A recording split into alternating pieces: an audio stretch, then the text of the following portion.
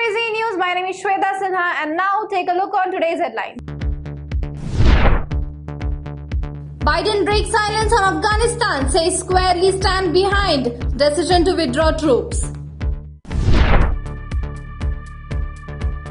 Monitoring situation in Kabul, Jaishankar promises help to stranded Indians.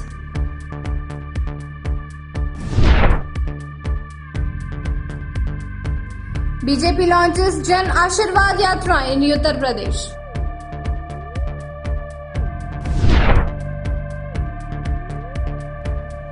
India should host Afghan refugees like Lankan Tamils.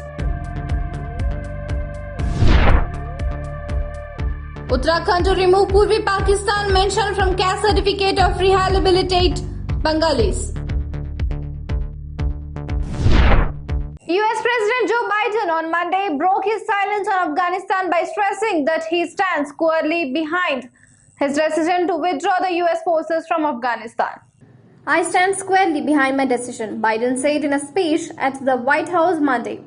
After 20 years, I have learned the hard way that there was no a good time to withdraw. Addressing the nation from East Room in the White House, Biden admitted that the collapse of the Afghanistan government and the Taliban retaking control happened more quickly than the US government had anticipated. Biden acknowledged that his decision to continue with the Afghanistan withdrawal machine would be criticized by many, but said he pledged he would not shrink from my share of responsibility from where we are today. I am President of the United States of America and the buck stopped with me. Biden said, I am deeply saddened by the facts we now face, but I do not regret my decision to end America's war fighting in Afghanistan. The President added, I cannot and will not ask our troops to fight on endlessly in another country's civil war. President Biden's speech comes after more US forces are on their way to Afghanistan to help with the evacuation of American personnel and those of allies.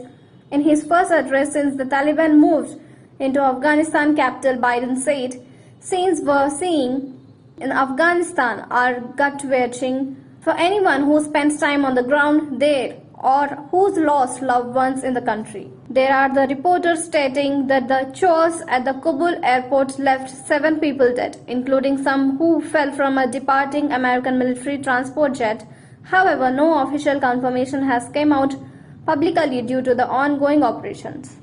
As humanitarian crisis rage in Afghanistan, which falls to Taliban within days of the United States, exist an Indian national among other remains in the war-torn country. External Affairs Minister Dr. S. Jaishankar said that he was monitoring the situation in Kabul continuously. He said that he understands the anxiety of those seeking to return to India. Airport operations are the main challenge. Discussion on with partners in the regard, he wrote in a tweet on Monday, 16 August night. He added that given the situation in Kabul, it is important that Government of India has accurate information about Indians there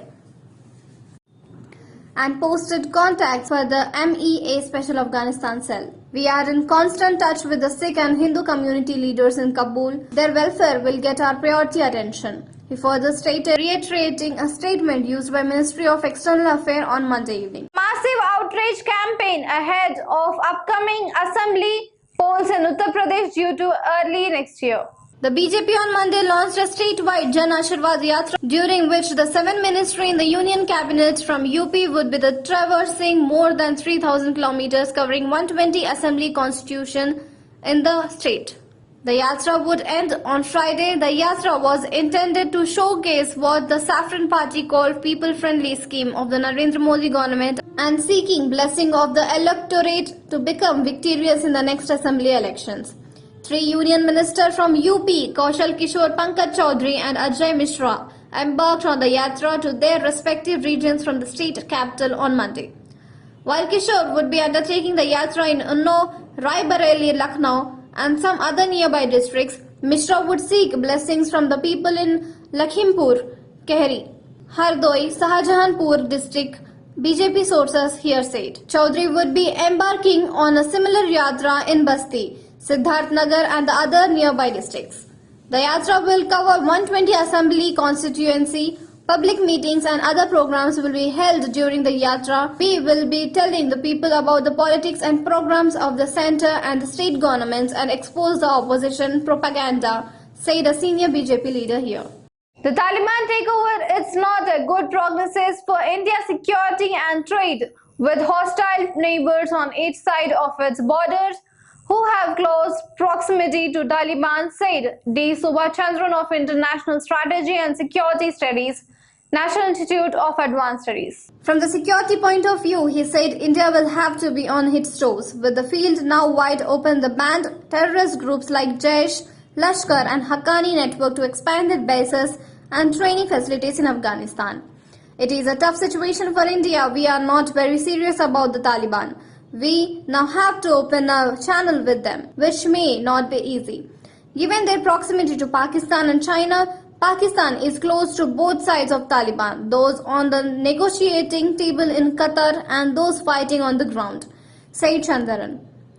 India has large and long-term political and economic investment in the embattled country, which stands endangered with the new reality of Taliban Islamic Emirate. India will have to turn to Iran and Russia for the success of the International South Transport Corridor, the 13th national strong multi-modal trade route which connects India with the Central Asia and Russia. It has the potential to expand up to Baltic, Nordic and Arctic regions. It is difficult to say what cooperation we expect from Iran-Russia, added Chandran. The Uttarakhand cabinet on Monday decided to remove the word Purvi Pakistan from the caste certificate of people of Bengali community who were rehabilitated in Udham Singh Nagar district, Uttarakhand government spokesperson Subodh Unyal said. The proposal in the regard was tabled by the State Social Welfare Department. The move came following the precedent set by Uttar Pradesh. Based on the suggestion of the law departments, the proposal was also reportedly seen in the context of the National Register of Citizens to avoid any contradiction in the future. Members of Bengali Mahasabha met Chief Minister Pushkar Singh Dhami at the Secretariat on Monday in the presence of Cabinet Minister Arvind Pandey and MLAs Saurabh Baguna. Expressed thanks to CM Dhami listening to the long-standing demand. Leaders of the Bengali Mahasabha also expressed gratitude for the decision to the Chief Minister.